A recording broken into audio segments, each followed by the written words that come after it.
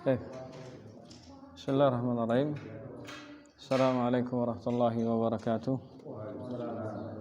Alhamdulillahirabbil alamin wassalatu wassalamu ala asyrafil anbiya'i wa imamil mursalin nabiyyina Muhammadin wa ala alihi wa ashabihi ajma'in wattabi'ina lahum bi ihsan ila yaumiddin amma ba'd. Alhamdulillah ikhwan fillah rahimani Allah wa iyyakum. Kembali kita lanjutkan kajian kita masih dalam kitab Mirathun Nabi, ya, warisan Nabi sallallahu alaihi wasallam terkait tentang pahala dari amal saleh. Dan alhamdulillah pada malam hari ini kita sampai ke dalam bab thawabu ma yaqulu man mata lahu mayyit. Pahala tentang apa yang dibaca oleh seorang yang meninggal jenazahnya. Ya, pastilah jenazah itu meninggal. Enggak dikatakan jenazah kecuali pasti sudah meninggal. Bagi orang yang punya keluarga yang meninggal. Jadi secara asal ini zikir bagi mereka yang tertimpa musibah kematian. Karena asbabnya itu hadisnya itu diriwayatkan berkenaan dengan wafatnya Abu Salamah radhiyallahu taala anhu. Nah, kemudian karena kaidah syariatnya kita al-ibratu bi umumil alfaz la bi khususis sabab. Ya, pelajaran itu diambil dari keumuman lafaz bukan karena khususnya sebab yang ada pada kejadian tersebut. Ini nanti akan kita sebutkan. Di yang pertama an Ummi Salamah zaujin Nabi sallallahu alaihi wasallam, dari Ummu Salamah istri Nabi sallallahu alaihi wasallam. Ya, dikenal juga dengan Ummul Mukminin. Seluruh istri-istri Nabi itu adalah Ummul Mukminin. Bukan hanya yang ma'ruf yang biasa kita kenal Aisyah radhiyallahu taala anha. Karena Allah Subhanahu wa taala berfirman, wa azwajuhu ummahatuhum, dan istri-istri Nabi itu adalah ibu-ibu mereka. Maksudnya ibu-ibu dari agama. Adapun bapaknya adalah Nabi sallallahu alaihi wasallam. Nah, dan Ummu Salamah ini dinikahi oleh Nabi sallallahu alaihi wasallam setelah Abu Salamah radhiyallahu taala anhu wafat di medan jihad. Dan wafatnya beliau dan ada kisah menarik terkait bagaimana Abu Salamah ini berjuang untuk menikahi Ummu Salamah. Yang mana ketika itu beliau adalah orang terpandang di tengah-tengah kaumnya, hanya beliau masih musyrik di atas agama orang Quraisy. Berkali-kali melamar Ummu Salamah, ditolak terus. Sampai Ummu Salamah mengatakan bahwasanya sebenarnya tidak ada hal yang mencegah saya untuk menerima lamaran kamu. Kamu itu orang terpandang, orang baik, berakhlak. Enggak ada amalan-amalan tercela yang kamu kerjakan. Kecuali karena kamu bukan seorang muslim.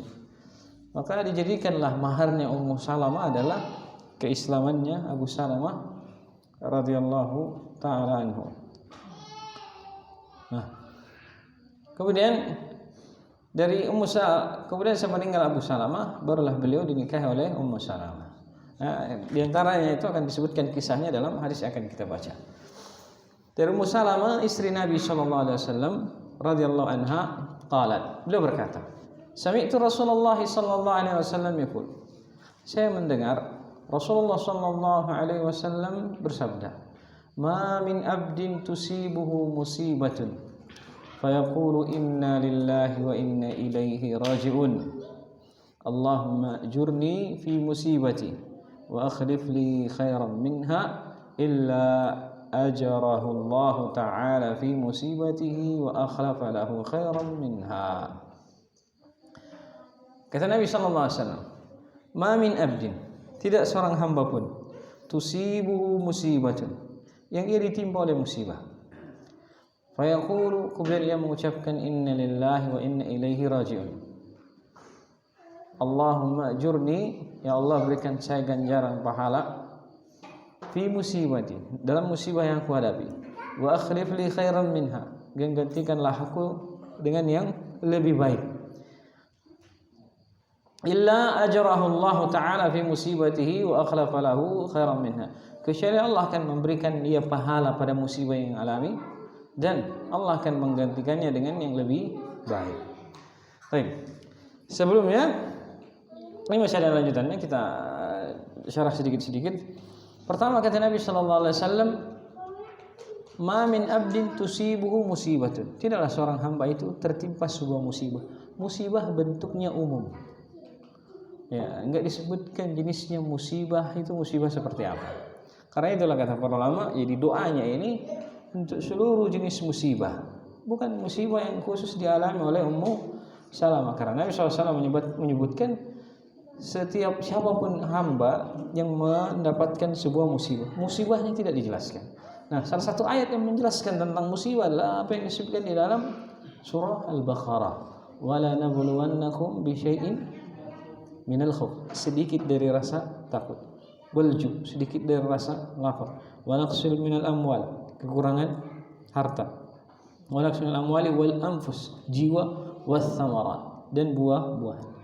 Fabasyiris sabirin, berilah kabar orang-orang yang bergembira, alladzina idza asabatuhum musibah qalu inna lillahi wa inna ilaihi raji'un, yang mereka kalau tertimpa musibah mereka mengucapkan inna lillahi wa inna ilaihi raji'un. Baik. Di sini ada 5 gambaran musibah yang mewakili sebagian besar musibah. Kata Nabi sallallahu alaihi wasallam, kata Allah Subhanahu wa taala, bi syai'in minal khauf, sedikit rasa takut. Rasa takut kita itu pada apa yang akan luput. Ya, pada perkara yang akan datang, takut jangan sampai ketinggalan atau tidak kita dapatkan. Itu rasa takut. Yang dari rasa takut ini bercabang diantaranya kegundahan dan yang semisalnya. Kegundahan, rasa galau, semuanya berakar dari masalah ketakutan. Ya. Kenapa misalnya orang kalau dia dalam istilah lingkungan pekerjaan kan, kenapa dia kadang khawatir kepada pekerjaannya? Karena ya, mungkin ada tugas yang khawatir yang dia takutkan pekerja itu tidak bisa kerjakan. Atau misalnya kenapa kita takut ketika menerima tugas yang berat? Kenapa?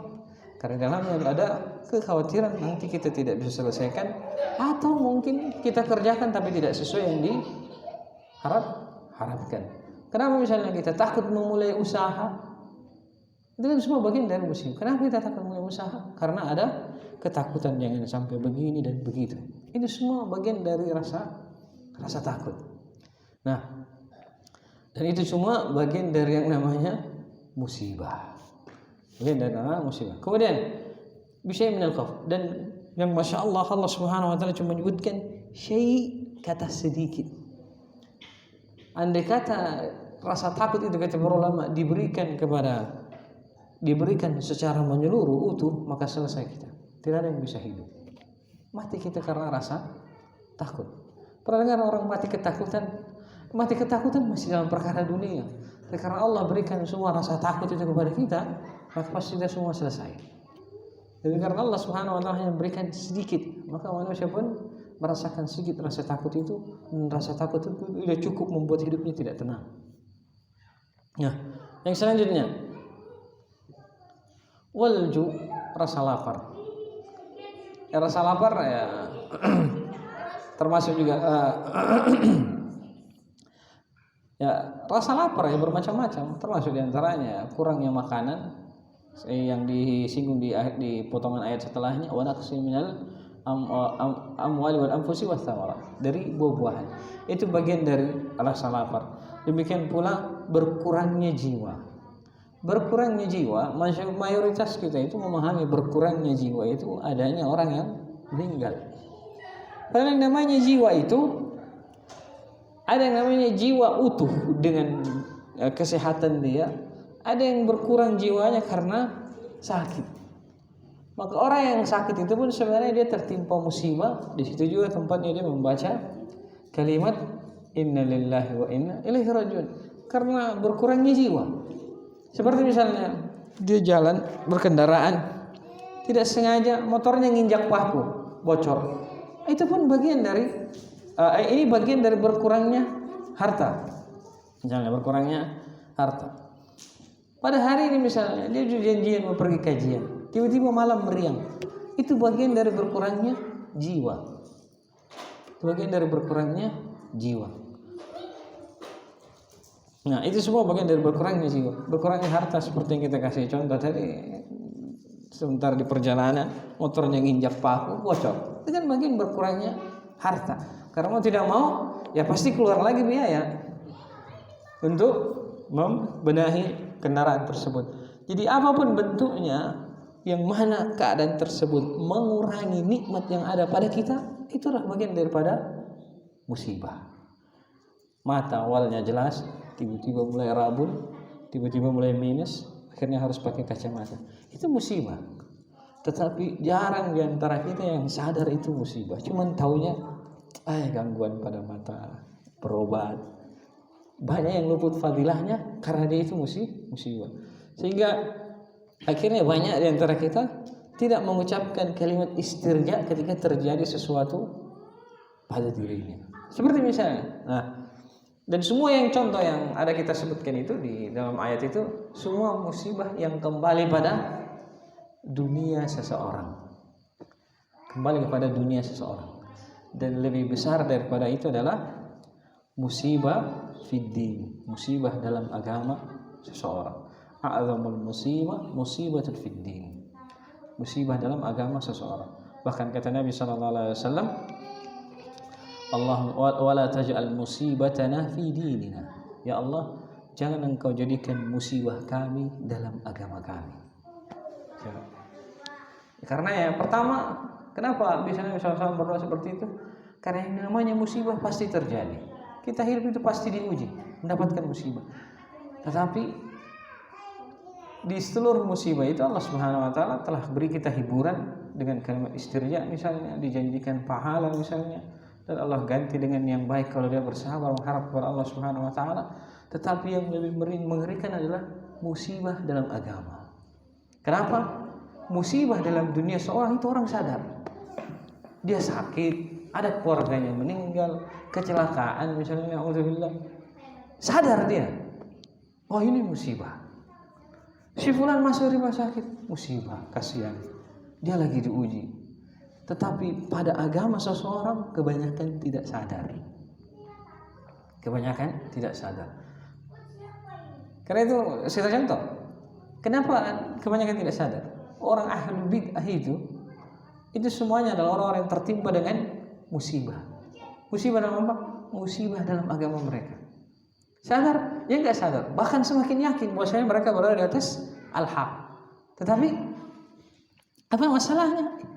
Itulah musibah.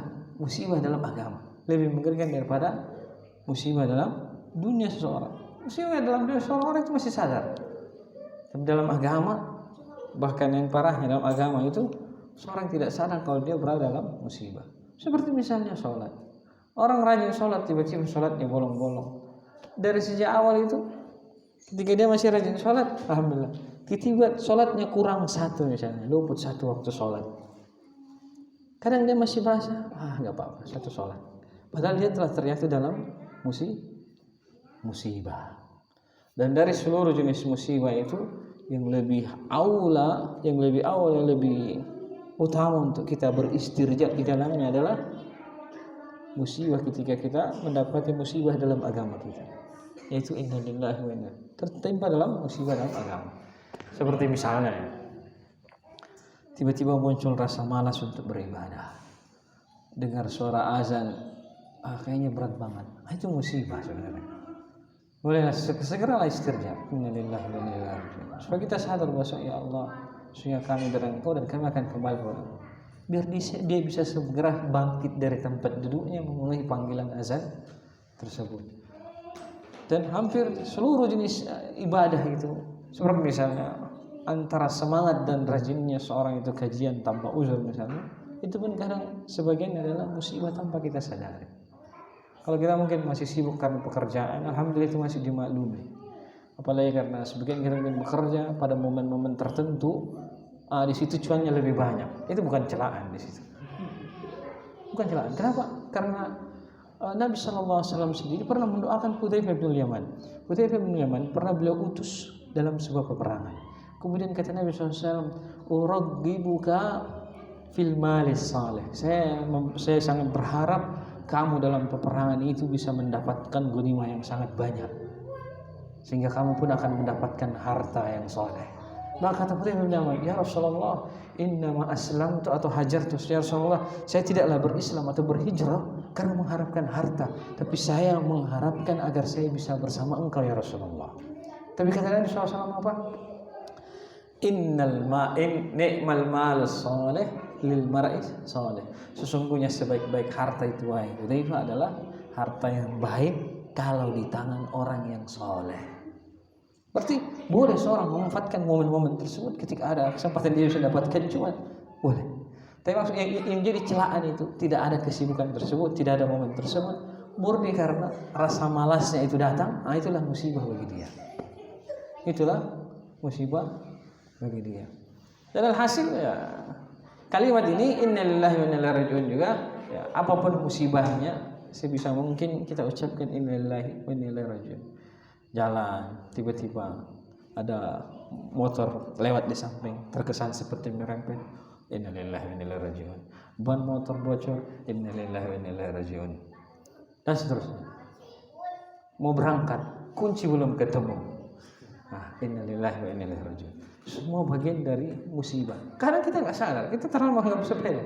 Sampai kita menyangka bahwa musibah itu yang besar-besar aja baru dikategorikan musibah. Padahal semuanya itu musibah. Semua yang berkenaan dengan berkurangnya nikmat pada seorang hamba, baik pada agamanya atau dunianya, itu adalah musibah. Dan hendaknya dia istirja kepada Allah Subhanahu wa ta'ala. Kalimat innalillahi wa inna ilaihi raji'un. Hanya kepada-Mu ya Allah kami, sungguhnya kami hanya milik-Mu ya Allah, dan hanya kepada-Mu pula kami akan kembali. Ya. Nah, kemudian kata Nabi sallallahu alaihi wasallam, setelah dia mengucapkan kalimat istirja'nya itu, kalimat innalillahi wa inna ilaihi raji'un, dia berdoa, Allahumma ajurni fi musibati wa akhlif li khairan minha. Ya Allah, berikanlah aku ganjaran pahala dalam musibahku. Ini juga banyak yang luput. Sebagian besar di antara kita, ya, tingkatan yang paling banyaknya itu adalah lupa istirja. Naik lagi, kalau dia sudah berhasil memasuki tahapan istirja, tingkatan selanjutnya yang lupa, berdoa minta ganjaran pahala. Kenapa? Karena dalam musibah itu, ketika seorang bersabar, dia bisa mendapatkan pahala. Jadi kalau dia tidak meminta doa kepada Allah Subhanahu wa ta'ala, ya kadang sebatas itu aja, musibah itu berlalu. Dia hanya sekedar melalui dengan kesabaran tanpa mendapatkan ganjaran pahala di sisi Allah Subhanahu wa ta'ala. Karena kenapa begitu? Yang namanya kita hidup di antara nikmat dan musibah. Nikmat itu ibadahnya adalah bersyukur. Kapan seorang mendapati nikmat tapi dia tidak bersyukur, maka dia kehilangan pahalanya di situ. Nah, demikian pula ketika dia tertimpa musibah, ibadahnya adalah bersabar. Kapan dia? Nah, sementara bersabar itu sendiri ada yang sifatnya tidak punya pilihan. Paham? Kita tertimpa musibah, punya pilihan. Ada keluarga meninggal misalnya. Kita punya pilihan? Enggak punya pilihan. Sehingga kita tidak punya jalan lain kecuali pasti harus terima. Mau muslim maupun kafir tertimpa musibah kematian, dia nggak punya pilihan. Dia harus bersabar. Berarti kesabarannya ketika itu ya tidak ada pilihan. Nah, apa yang membedakannya kesabarannya dengan kesabarannya seorang mukmin? Karena kesabaran seorang mukmin dia bisa meminta ganjaran pahala kepada Allah Subhanahu wa taala. Karena sabarnya di situ bisa bernilai ibadah. Ya orang kafir enggak bisa. Apa yang mau diharapkan? Nah, ini tingkatan yang kedua. Jadi istirja adalah dia minta balasan pahala di sisi Allah Subhanahu wa ta'ala. Kemudian tingkatan yang selanjutnya yaitu minta ganti kepada Allah Subhanahu wa ta'ala. Wa akhlif li khairan minha, dan gantikan aku ya Allah lebih baik darinya. Maksudnya dari musibah yang engkau berikan. Kata Nabi SAW, kalau dia berdoa dengan doa ini setelah dia beristirja, minta diberikan ganjaran pahala dan minta digantikan yang lebih baik oleh Allah Subhanahu wa taala, kata Nabi SAW, illa ajrahu Allah taala fi musibatihi wa akhrafa lahu khairan min. Kecuali Allah akan memberikan dia ganjaran pahala dalam musibahnya, dan Allah akan gantikan dengan yang lebih baik. Gantikan yang lebih baik. Nah, ini contohnya. Ini contohnya, kita baca kelanjutan hadisnya. Qalat Ummu Salamah berkata, "Falamma mata Abu Salamah qultu, ay Rasulullah, qultu ayul muslimina khairun min Abi Salamah." Ya, kata Nabi SAW, kan ceritanya Ummu Salamah berduka, meninggalnya Abu Salamah. Maka Nabi ajarkan kepada beliau radhiyallahu anha, bacalah doa ini. Nah, di antara doa itu ada kalimat, dan gantikan aku dengan yang lebih baik. Ya, kata Nabi SAW itu dalam lafaz hadisnya, khairun minha. Haknya itu kembali kepada kata musibah, bukan kembali kepada suami. Karena Ummu Salamah kehilangan suami. Tapi Ummu Salamah radhiyallahu anha menurunkan makna hadis ini, ya musibah saya kehilangan suami. Berarti kalau Allah gantikan, maka pasti ganti suami, kan gitu. Padahal bisa jadi maknanya itu Allah gantikan dia, ganti dengan yang lebih baik, melebihi kesedihan yang dia dapati ketika tertimpa musibah wafatnya suaminya. Tapi beliau radhiyallahu anha memahami itu pasti Allah ganti berupa suami. Karena Nabi SAW sebenarnya tidak menyebutkan maka yang menghilangkan suaminya Allah akan gantikan dengan suami yang lebih baik, enggak. Tetapi Nabi SAW sebutkan musibah, Allah akan ganti musibahnya itu dengan sesuatu yang lebih baik berupa nikmat. Tapi beliau pahamnya suami, sehingga karena itu beliau langsung bertanya kepada Nabi SAW, ayat muslimin khairun min Abi Salamah. Ya Rasulullah, apa adakah orang muslim yang lebih baik daripada Abu Salamah? Ya, sahabat-sahabat Nabi ketika itu ada Abu Bakar, Umar, dan Utsman. Apa yang membedakan mereka semua dari Abu Salamah sampai Ummu Salamah berkeyakinan Abu Salamah lebih baik? Ya karena ketika itu Abu Salamah telah mati syahid, yang lain masih hidup, sehingga belum menyangka bahwasanya pastilah dia lebih baik, suaminya lebih baik karena mati syahid, yang lain masih hidup, belum jelas matinya nanti gimana. Nah, kemudian selanjutnya, wa awwalu baitin hajara ila Nabi sallallahu alaihi wasallam thumma inni qultuha fa akhlafa Allahu li Rasulullah sallallahu alaihi wasallam. Ya, awwalu baitin hajara ila Nabi sallallahu alaihi wasallam. Ya, rumah yang pertama yang didatangi oleh Nabi sallallahu alaihi wasallam. Kemudian Ummu Salamah berkata, "Tsumma inni qultuha." Kemudian saya ucapkan doa ini, maka Allah Subhanahu wa taala menggantikan saya dengan Rasulullah sallallahu alaihi wasallam. Jadi kisahnya itu setelah Abu Salamah wafat, Ummu Salamah dilamar sama pembesar sahabat. Dilamar sama Umar bin Khattab, ditolak. Dilamar sama Bakar As-Siddiq, ditolak. Karena beliau merasa bahwasanya Abu Salamah itu masih lebih baik, dan Allah akan gantikan saya dengan lebih baik. Sehingga tidak tersisa orang yang paling baik ketika usus lain dari seluruh sahabat kecuali Nabi Sallallahu Alaihi Wasallam. Akhirnya Nabi Sallallahu Alaihi Wasallam yang melamar beliau radhiyallahu anha. Nah, selanjutnya hadisnya riwayat Muslim. Nah, kalimat digantikan yang lebih baik karena ya jangan sampai kita memahami bahwasanya semua musibah yang kita hadapi itu pasti bentuknya akan diganti sebagaimana Nabi SAW mengganti suaminya Ummu Salamah. Tidak seperti itu kelazimannya.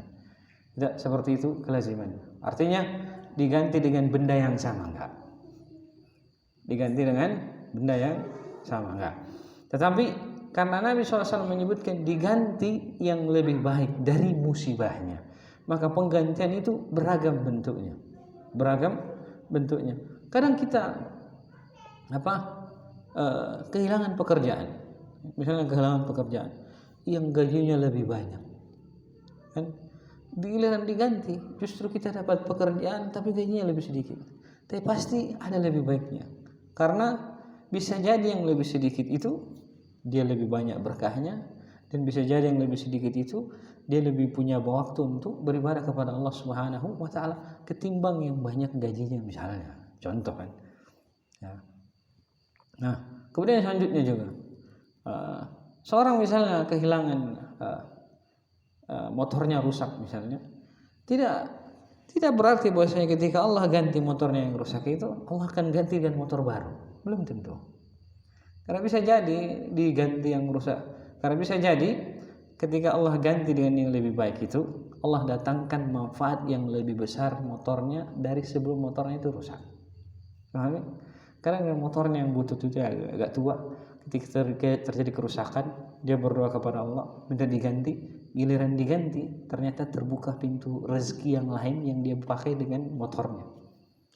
Itu bagian dari Allah gantikan dengan yang lebih baik. Nah, demikian pula misalnya kalau istri meninggal misalnya, ya gambarannya sama seperti Ummu Salamah misalnya. Gantikan yang lebih baik, mungkin istri yang lebih baik. Atau apapun bentuknya di mana kita kehilangan sesuatu, kita mengharapkan dan ganti dari Allah Subhanahu wa taala, pasti Allah akan ganti dengan yang lebih baik. Kadang misalnya orangnya tidak berubah. Karena misalnya kita dapati teman itu suka nusuk dari belakang. Misalnya, ya kenallah kita musibah. Kita berdoa kepada Allah supaya digantikan yang lebih baik. Kadang diganti lebih baik itu bukan teman yang berubah, tetapi sifatnya yang berubah. Itu bagian dari Allah mengganti dengan yang lebih baik. Tidak harus teman yang berubah, tapi kadang sifat temannya itu yang berubah. Itu bagian dari makna mengganti dengan yang lebih baik. Karena Allah Subhanahu wa taala pun tidak menjelaskan kebaikannya itu apa. Khairun, cuma dikatakan khairun, kebaikannya tidak terbatas. Minha, dari musibah yang dia alami. Kemudian di dalam riwayat lain wa Tirmidzi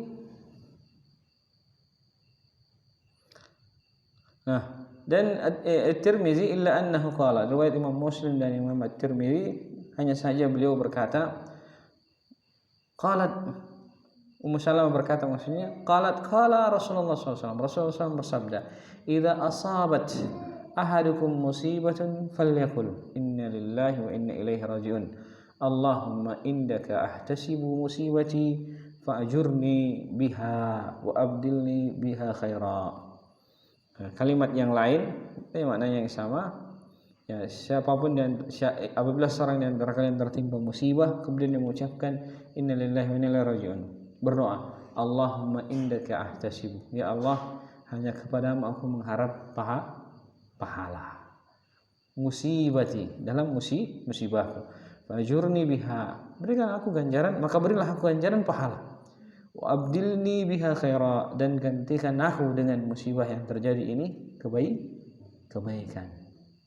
Ini lafaznya lebih umum lagi, bahkan lebih sesuai dengan makna yang kita sebutkan.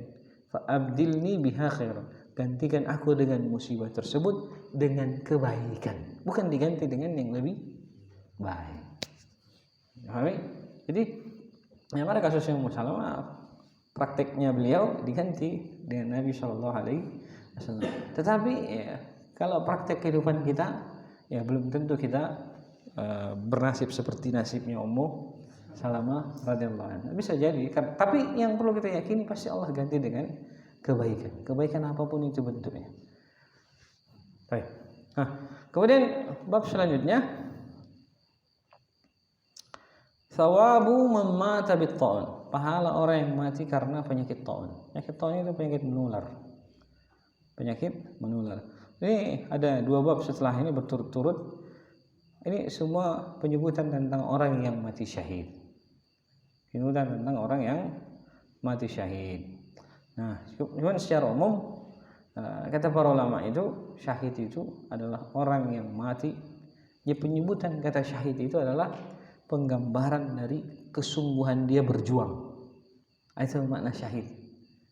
Syahadah. Ya, menunjukkan kesungguhan dia berjuang. Karena itu nanti kita sebutkan tentang orang-orang kategori syahid ini bukanlah orang yang mati syahid sebagaimana kita pahami. Kenapa bisa dikategorikan syahid? Karena di sana ada makna kesungguhan di mana sampai titik batas pertahanan dia. nggak bisa lagi. Nah, secara umum syahid itu kata para ulama itu terbagi menjadi 3. Pertama, syahid dunia akhirat. Syahid dunia akhirat itu ya adalah orang yang berperang di jalan Allah Subhanahu wa taala, kemudian mati di medan jihad. Adalah syahid dunia dan akhirat. Dari sisi dunianya dia mati di jalan Allah, dan dari sisi tinjauan akhiratnya dia ikhlas mencari syahid di jalan Allah. Maka jadilah dia syahid dunia akhirat. Syahid yang kedua, syahid akhirat saja. Syahid akhirat, tidak dari sisi syahid dunia. Karena kenapa dibedakan hal tersebut? Karena ada hukum-hukum yang terkait dengan orang yang mati syahid. Nah, orang yang syahidnya syahid dunia, nah ini adalah bab yang kita baca. Dari Anas bin Malik, thawabu man mata bit ta'un, pahala orang yang meninggal dengan ta'un. Ta'un itu penyakit menular. Ya, kusta. Di masa lalu belum ada obatnya. Begitu juga cacar misalnya. Semua bagian dari jenis penyakit menular. Di masa lalu belum ada obatnya. An Anas bin Malik radhiyallahu ta'ala anhu qala sami'tu Rasulullah sallallahu alaihi wasallam yaqul. Dari Anas bin Malik radhiyallahu ta'ala anhu, saya mendengar Rasulullah sallallahu alaihi wasallam beliau bersabda, "At-ta'una syahadatun likulli muslimin." Ya. Ta'un itu adalah syahadah. Sebuah syahid bagi setiap muslim. Jadi siapapun orang muslim mati karena penyakit menular, syahid. Mati karena sehingga terakhir awal-awal ada isu tentang flu burung di Arab Saudi sampai jamaah itu dilarang untuk mendatangi peternakan onta. Itu sudah langsung keluar fatwa dari Mufti Saudi Arabia, Syekh Abdul Aziz hafizahullah. Beliau sebutkan, ya beliau bawakan dalil ini, maksudnya kalaupun ternyata dia mati, maka matinya mati syahid, masuk ke umuman dalam sabda Nabi SAW, ya at-ta'un syahadah. Orang yang meninggal karena ta'un adalah syahid bagi siapa saja yang menghinggapinya. Ya. Nah, bagaimana dengan jenis penyakit menular yang lain? Seperti misalnya dia meninggal karena AIDS atau HIV, meninggal karena itu. Dikategorikan menjadi syahid. Dilihat kondisi orang yang meninggal. Kalau dia adalah seorang mukmin meninggal, kemudian dia berada di atas ketaatannya, kita harapkan dia syahid. Tapi kalau dia meninggal tidak juga bertobat, cuman dia menyesal, tidak juga dia sholat, tidak bertobat kepada Allah, maka tidak dianggap syahid. Bisa jadi dianggap cuman ukubah bagi dia, hukuman bagi dia yang disegerakan di dunia. Dan di antara semua orang yang terkena HIV misalnya atau haid, tidak semuanya berlatar belakang orang-orang yang jelek.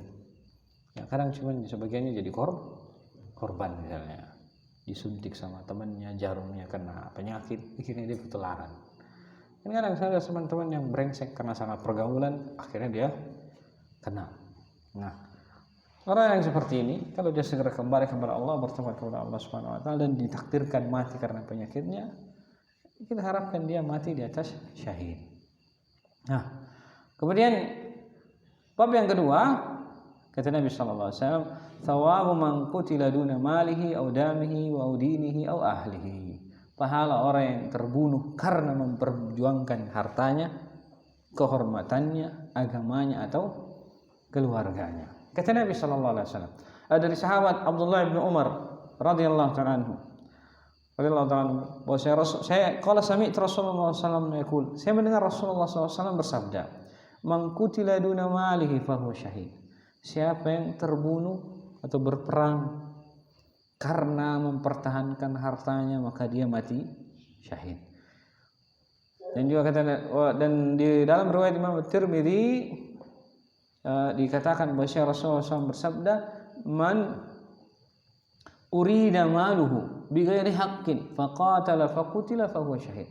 Siapa yang hartanya diinginkan oleh orang lain tanpa hak, artinya pengen dirampas hartanya tanpa hak, faqatala faqutil, maka dia pun berperang mempertahankan hartanya, kemudian dia terbunuh, fahuwa syahid, maka dia pun mati, maka matinya adalah mati syahid.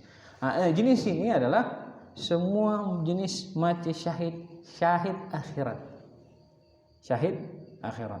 Jenis yang lain adalah kata Nabi SAW, syahadatu khamsun. Ya, syahid mati syahid itu 5. Al-mabtun, mati karena sakit perut. Mati karena sakit perut. Semua orang yang meninggal yang berkenaan dengan penyakit yang ada di dalam perutnya, entah itu lever, misalnya lever, atau gangguan usus, atau mah akut, itu semua penyakit yang dalam perut. Ya, masalah pencernaan misalnya, semua penyakit dalam perut, insya Allah masuk dalam kategori al-mabtun, sakit perut.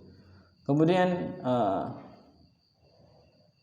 al-gharaq, orang yang mati tenggelam. Kemudian al-hadam, orang yang tertimpa batu atau bangunan rubuh misalnya. Atau misalnya ketika dia jalan tiba-tiba lereng itu longsor kemudian dia meninggal, itu bagian dari mati syahid. Atau orang yang tenggelam misalnya, ya, dalam beberapa kasus kapal penyeberangan bocor, banyak yang meninggal, hilang, insyaallah semua mati syahid. Kemudian ibu yang melahirkan misalnya wafat di atas wafat karena di prosesi melahirkannya, itu semua bagian dari syahid. Dan beberapa jenis lain lagi dari beberapa jenis mati syahid. Dan kalau kita perhatikan semuanya, kenapa mereka dikategorikan syahid? Karena mereka berada di titik mereka berusaha dan tidak mampu lagi.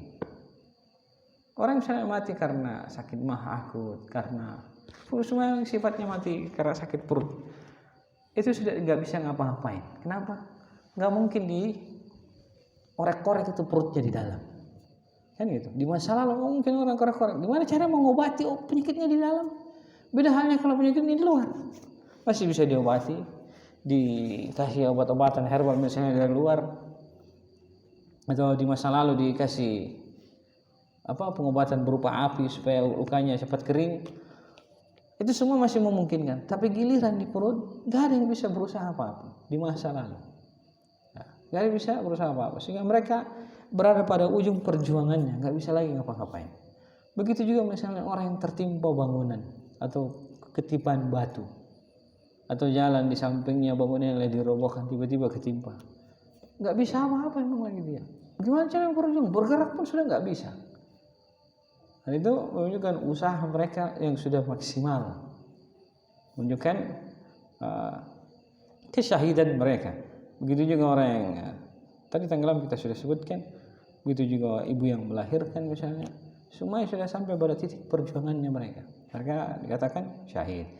Baik. Kemudian ini ada yang mau kita garis bawahi, orang yang kutila duna malihi, orang yang mati karena membela hartanya, mempertahankan hartanya, maka dia mati syahid. Oke, di sini ada hal yang harus digaris bawahi.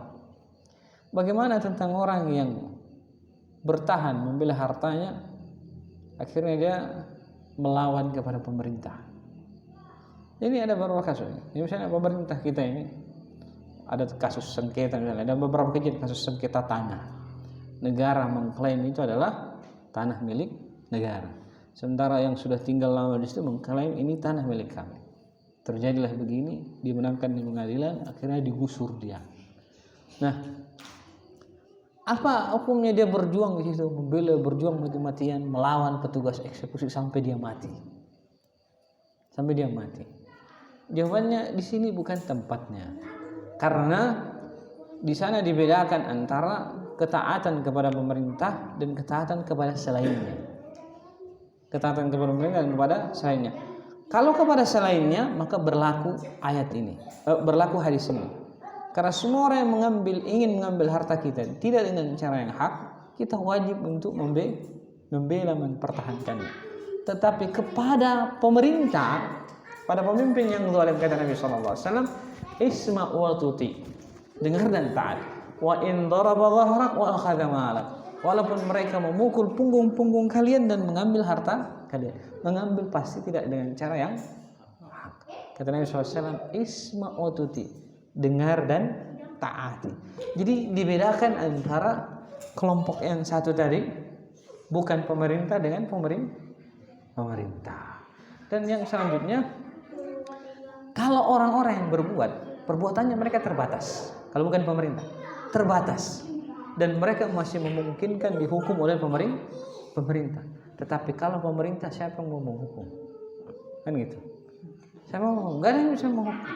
Dan kalau mereka ingin berbuat, kalau misalnya pemerintahnya sudah dikuasai amarah kepada warganya, maka kezalimannya bisa lebih besar ketimbang mencelakakan satu orang. Ya, karena bisa jadi gara-gara satu orang ini berusaha mempertahankan hartanya, akhirnya semua anaknya, cucunya, keluarganya ikut. Seperti terjadi di utara itu. Di Korea Utara itu, satu yang berbuat, semua keluarganya ikut masuk penjara. Kan gitu. Ini yang memungkinkan terjadi kalau seorang tidak mentaati pemimpinnya. Kemudian syahid yang ketiga, syahid yang ketiga itu udah azan nih, datang. Oh ya, azan nih. Jadi kita sebutkan bahwasanya beda hukumnya antara orang yang berusaha mengambil harta kita bukan pemerintah dengan dengan pemerintah itu sendiri. Dan kalau pemerintah, ya tentulah karena dibangun di atasnya maslahat yang jauh lebih besar. Karena kapan hal tersebut itu dibuka pintunya, maka setiap orang mungkin akan datang mengaku bahwasanya pemerintah telah mengambil harta saya. Dan seterusnya akhirnya menjadi kacaulah sebuah negara. Karena orang akan mengaku bahwasanya hartanya diambil alih dan semisalnya, padahal tidak seperti dengan pengakuan mereka. Kemudian kenapa dibedakan antara kemudian syahid yang terakhir, yang ketiga itu adalah syahid dunia tidak akhirat. Syahid dunia tidak akhirat. Artinya apa? Zahirnya dia mati syahid, tetapi di akhirat tidak dihukumi sebagai orang yang mati syahid. Inilah tentang kisah 3 golongan yang pertama kali masuk neraka. Ya, salah satu kelompok tersebut adalah, dari 3 golongan itu adalah orang yang mati syahid, kemudian orang yang dermawan dan ahli Quran.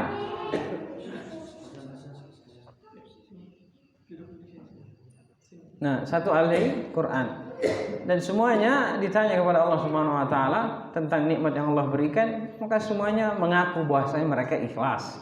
Tetapi diingkari oleh Allah Subhanahu wa taala, dan termasuk si yang mati syahid. Ya. Kata Allah Subhanahu wa taala, bal yuqalu laka jari. Bahkan engkau berperang sebenarnya supaya engkau dikatakan adalah pemberani. Sehingga didustakanlah dia. Kadzabta wa kadzabahul malaika, dan didustakan oleh Allah Subhanahu wa taala, para malaikat pun mendustakannya. Fasuhiba bihi ala wajhi ilan nar. Maka dia diseret di atas wajahnya sampai ditelungkupkan ke dalam neraka. Jadi dia mati syahid di dunia, tetapi di akhirat tidak dianggap sebagai orang yang syahid, tapi dianggap sebagai orang yang riya dengan mati syahidnya. Nah, kenapa dibedakan syahid tersebut? Karena ada amalan-amalan yang khusus kepada orang yang mati syahid, tidak kepada selainnya. Salah satunya adalah orang yang mati syahid itu tidak dimandikan jenazahnya, dan juga tidak dikafani.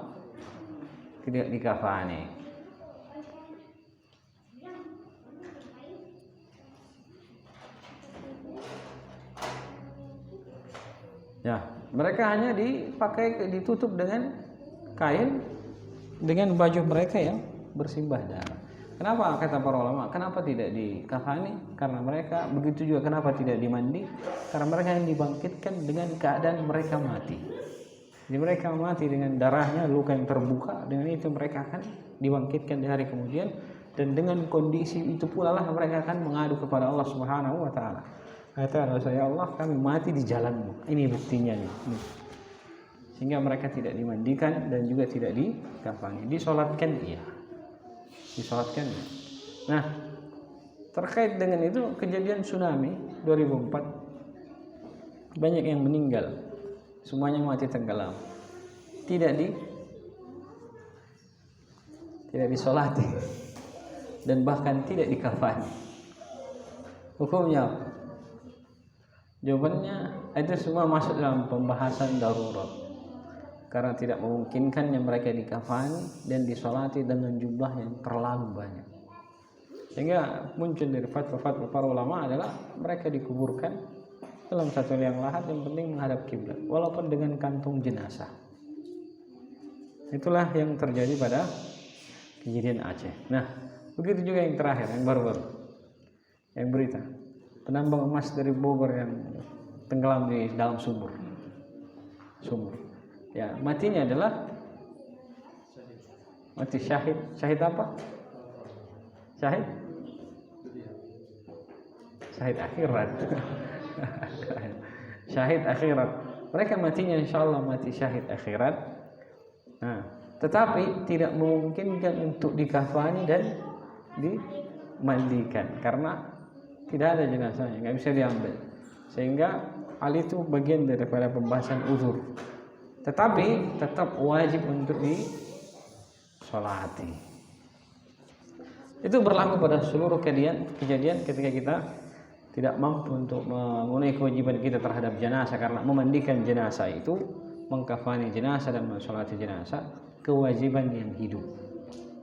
Ya, kewajiban yang hidup. Nah, ketika kita tidak mampu, ya fattaqullaha mastata'tum, semampunya. Dan demikian ya selesai pembahasan kita tentang masalah fadilah dari zikir tertimpa musibah.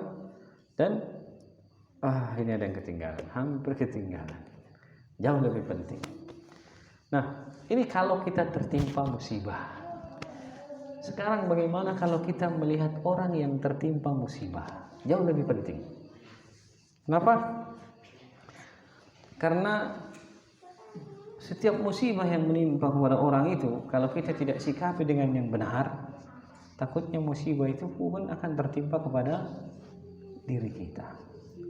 Karena itu Nabi SAW mengajarkan kepada kita, kalau kita melihat orang tertimpa musibah, lalu dia membaca doa, membaca zikir, alhamdulillahilladzi afani mimma ibtala kabihi wa faddalani ala katsirin mimman khalaqa tafdila. Ya, segala puji bagi Allah yang subhanahu wa ta'ala yang menyelamatkan saya dari musibah yang menimpa. Maka kata Nabi SAW, dia tidak akan tertimpa dengan musibah yang sama. Dan sebaliknya, kalau kita salah menyikapi, misalnya, aduh kasihan banget ya, mungkin orangnya kurang waspada, kurang begini dan begitu, sadar ataupun tidak sadar, kita sebenarnya telah terjatuh dalam bentuk celaan kepada dia. Dan kata Nabi, diingatkan oleh para ulama, man ayyara akhuhu bi dzambin lam yamut hatta ya'ti mithlahu. Siapa yang mengaibkan saudaranya karena sebuah dosa yang dia terjatuh di dalamnya, maka dia tidak akan mati sampai akhirnya dia mengerjakan hal yang sama. Ya, alhamdulillah, itu jangan sampai kita salah bersikap. Dan musibah itu banyak sekali, khususnya bagi ini, doa ini harus dihafal, khususnya bagi yang sering nonton berita. Musibah, orang nonton berita bencana tiap hari dia lihat musibah. Jadi dia berdoalah kepada Allah Subhanahu wa taala dengan doa tersebut. Alhamdulillah, Allah Subhanahu wa taala menyelamatkan dirinya. Wa faddalani ala katsirin mimman khalaqa tafdila, dan memberikan kita fadilah di atas kebaikan besar makhluknya dengan keutamaan yang sangat banyak. Supaya agar manusia itu lebih bersyukur kepada dirinya atas apa yang dia miliki pada saat itu, ketika dia melihat saudaranya tertimpa musibah, bahwasanya apa yang Allah berikan kepadanya itu jauh lebih banyak. Jadi wallahu taala alam.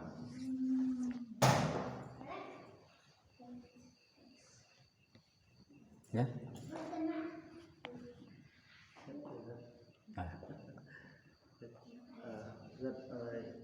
Bertanya. Pertama, ini contoh di Anda sendiri, kebetulan Anda marketing ya. Dan kalau marketing itu pekerjaan itu pasti dia deg-degan sama target gitu ya. Nah, ketakutan itu Ustaz. Jadi apakah ada saran Ustaz, berarti kalau pekerjaannya marketing ini berarti apa yang diamali nih biar kita itu dapat pahala tadi Ustaz. Jadi kita bersabar gitu ya. Bersabar terhadap musibah. Jadi bukan musibahnya dia hampir tiap hari mungkin ya. Ini ada satu hal yang kita garis bawahi. Jadi yang namanya kita bekerja kepada orang, jangan selalu memandang pekerjaan kita itu sebatas hubungan kerja. Tetapi cobalah pandang hubungan kerja kita itu dengan atasan sebagai bentuk ta'awun. Sebagai bentuk tolong menolong untuk meraih maslahat yang sama. Karena yang namanya atasan tidak mungkin bisa mengerjakan semua pekerjaan itu. Dia pasti butuh orang. Maka demikian pula kita butuh pekerjaan untuk hajat kita. Jadi ketemulah kita pada satu titik kita saling membutuhkan. Maka terapkan muamalah bentuk ta'awun. Jangan memandang bahwa pekerjaan kita itu karena kita kerja. Karena sebatas upah. Pandanglah dia sebagai bentuk ta'awun, tolong menolong dalam kebaikan. Nah, ianya lagi Allah SWT bersabda, wallahu fi aunil abdi ma kana al abdu fi auni akhirih. Allah akan senantiasa menolong seorang hamba selama dia berusaha menolong saudara. Itu juga menjadi salah satu sebab Allah akan mudahkan kerjaan kita. Jadi mudahkan kerjaan kita. Kemudian yang selanjutnya, mengejar target itu hal yang wajar. Karena memang kita dikerjakan untuk seperti itu, ada targetnya, terukur. Tetapi ketika kita luput dari sesuatu itu, misalnya tidak mendapatkan target, masuklah bagian dari musibah yang mungkin kita alami. Inna lillahi wa inna ilaihi raji'un. Ya, semua yang sudah ketetapan Allah Subhanahu wa taala, kita sudah berusaha. Paling hanya sebatas itu yang bisa kita terapkan. Karena Nabi SAW bersabda, inna rizqallahi la yajurruhu hirsu haris wa la yarudduhu karahiyatu karim. Rezeki Allah itu tidak bisa ditarik paksa, walau sengoyo apapun kita untuk mendapatkannya. Tetapi sebaliknya juga tidak akan mungkin ditolak walau kita benci sebagaimanapun apapun bentuk kebencian kita kepada hal tersebut, pastikan kita dapati kalau sudah menjadi rezeki kita dari Allah Subhanahu wa taala. Itu ya di panjang perjalanannya berbaik sangka kepada Allah, kalau tidak sesuai target istirja kepada Allah. Dan yang selanjutnya, supaya kita dimudahkan dalam pekerjaan, pandanglah muamalah itu sebagai bentuk ta'awun, jangan sebagai bentuk pekerjaan. Ini ayat hadis ini kalau kita perhatikan hampir masuk dalam seluruh, kalau kita terapkan dalam seluruh bab muamalah kepada manusia, insya Allah akan dimudahkan jalannya. Wallahu fi aunil abdi ma kana al abdu fi auni. Allah senantiasa menolong hamba sebagaimana apabila hamba tersebut senantiasa berusaha menolong saudaranya. Hubungan kerja misalnya, kan kita sudah contoh ya. Bahkan dalam hubungan perdagangan misalnya. Ketika kita ingin membeli sesuatu kepada orang, niatkanlah membantu dia dalam jualannya. Maka Allah pun akan mudahkan kita dalam urusan kita, kan gitu. Begitu juga kita pun yang berjualan. Ya, karena semua orang itu, misalnya kita jualan ya, entah produk pakaian atau apa, kita jualan. Yakin dan percaya, tidak semua orang itu bisa menyediakan apa yang kita jual. Maka kita jual pun dengan niat yang membantu juga mereka untuk sampai kepada apa yang mereka inginkan dari apa yang kita jual. Kemudian misalnya begini, andai kata tidak ada orang yang jual batagor, terus istrinya ngidam batagor, kemana dia harus cari? Ketika dia ketemu penjual batagor satu, apa yang terjadi sama dia? Betapa bersyukurnya dia, alhamdulillah ada penjual batagor di sini. Saya nggak harus jauh-jauh ke tengah di Bogor. Jadi ada niat apa? Ta'awun di dalam. Sisipkan itu, insya Allah akan mudahkan semua. Ya, apapun bentuknya. Ya, karena manusia itu hanya berputar ya, antara muamalah, pertemanan, jual beli, pekerjaan, semuanya gunakan kaidah ini. Hadapi dengan sistem sifat ta'awun. Jangan memandang sebatas di akad, tapi bentuk ta'awun. Wallahu a'lam.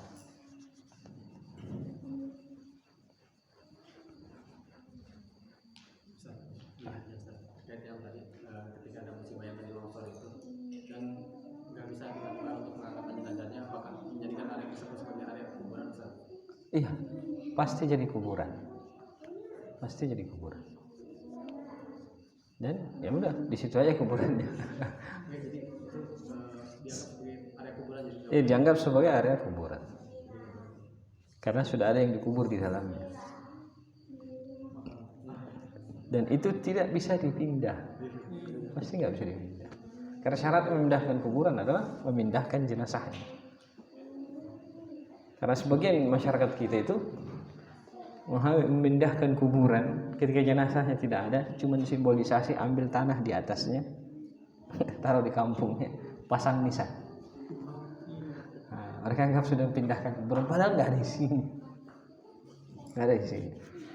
Itu bukan dianggap memindahkan kuburan, cuma memindahkan tanah dan bikin kuburan.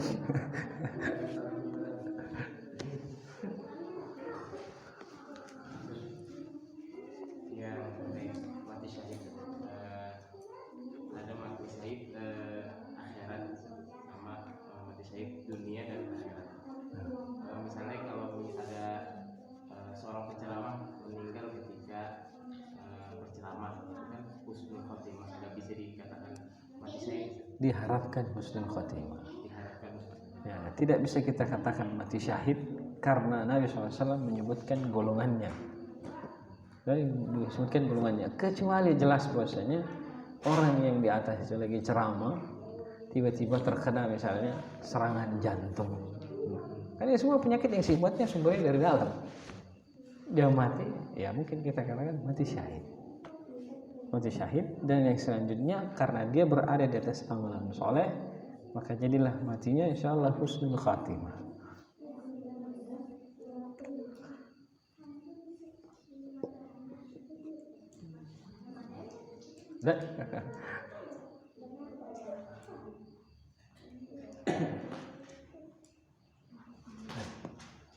Mudah-mudahan kita semua istiqomah. Istiqomah. Ya, ada kalanya mungkin kita muncul rasa-rasa malas misalnya. Itu wajar. Karena itu Allah SWT menyebutkan ayat yang berkenaan dengan istiqomah itu dengan kalimat istighfar. Fastaqimu ilaihi wastaghfiruhu. Istiqomahlah kamu di jalan Allah dan istighfarlah. Kenapa istiqomah ditutup dengan istighfar? Karena yang namanya orang berusaha istiqomah itu pasti akan jatuh, sesekali dia jatuh, sesekali dia tidak semangat. Karena itulah untuk menutupi waktu-waktu tersebut muncul ketidaksemangatan kita, ditutup dengan istighfar. Istighfar kepada Allah Subhanahu wa taala. Kemudian kembali bangkit lagi. Begitulah orang istiqomah. Istiqomah itu bukan artinya dia 100% ya. Justru bagian dari 100% itu adalah seketika dia down, tapi dia tetap mau bangkit. Allah taala alam. Subhanallah walhamdulillah la ilaha illa anta astaghfiruka wa atubu ilaik wa alhamdulillahi rabbil alamin. Assalamualaikum warahmatullahi wabarakatuh.